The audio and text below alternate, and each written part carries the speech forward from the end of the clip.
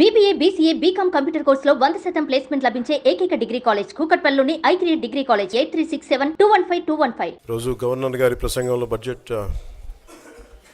సంబంధించిన ప్రసంగంలో గవర్నర్ గారు ప్రసంగిస్తున్నప్పుడు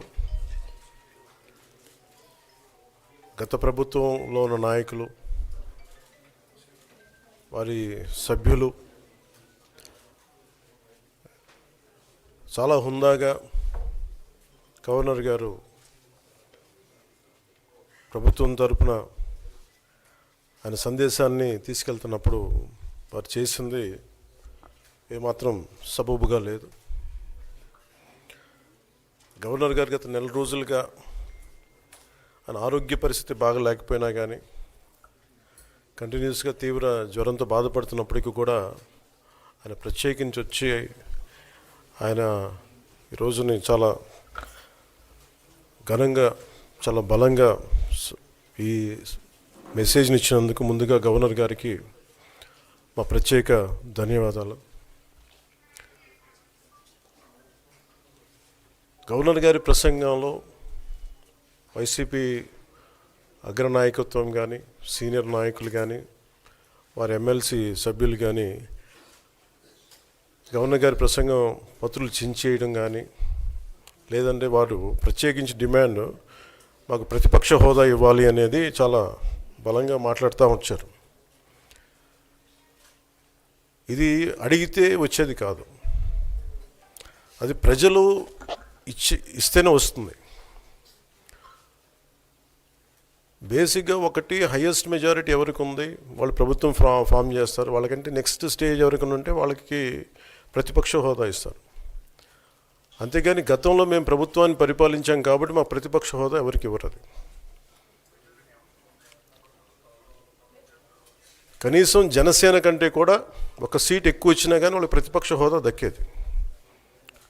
ఈ రోజున ప్రభుత్వంలో సెకండ్ లార్జెస్ట్ పార్టీ జనసేన. దాన్ని ప్రజల దృష్టికి తీసుకొద్దాం.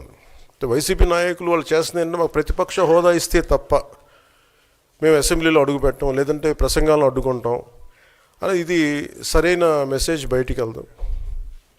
ఇది సరైన విధానం కూడా కాదు. ఇది ప్రజలందరికీ తెలియజేయాలనుకున్నాం. ఇది ప్రతిపక్ష హోదా ఏ పరిస్థితిలో వస్తుందంటే మీకు రూలింగ్ పార్టీ కంటే కూడా అత్యధికంగా ఇంకొక సీట్లు వాళ్ళకంటే మీరు వస్తే దాని తర్వాత స్థానం మీకు వస్తే ఖచ్చితంగా ప్రతిపక్ష హోదా వాళ్ళకే ఉంటుంది.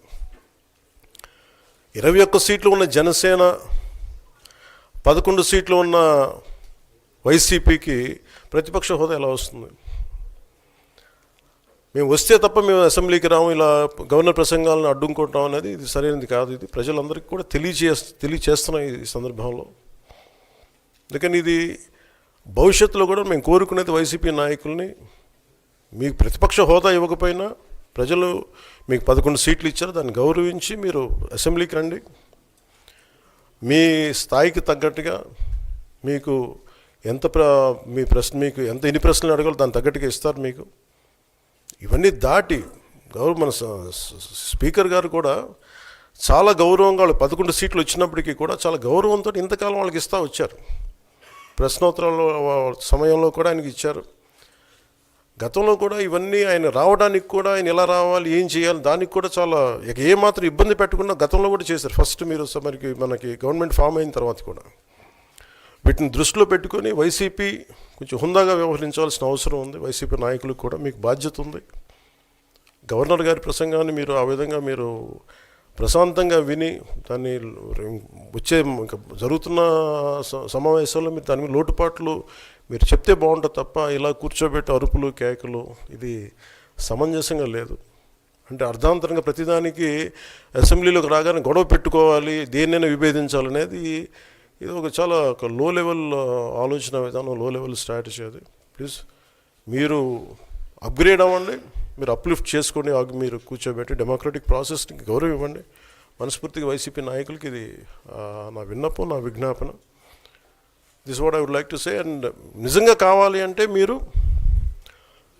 ఈ 5 సంవత్సరాల్లో మీరు ప్రతిపక్ష హోదా మీకు రాదు, అది మీరు మెంటల్గా ప్రిపేర్ అయిపోండి. 11 సీట్లతోటి మీకు ప్రతిపక్ష హోదా ఇవ్వబడదు, రాదు. ఎందుకంటే ఇట్ ఈస్ చంద్రబాబు గారు, గౌరవ ముఖ్యమంత్రి చంద్రబాబు గారు డిసైడ్ చేసేది కాదు, జనసేన డిసైడ్ చేసేది కాదు. దానికి రూల్స్ ఉన్నాయి, దానికి రెగ్యులేషన్స్ ఉన్నాయి, నార్మ్స్ ఉన్నాయి.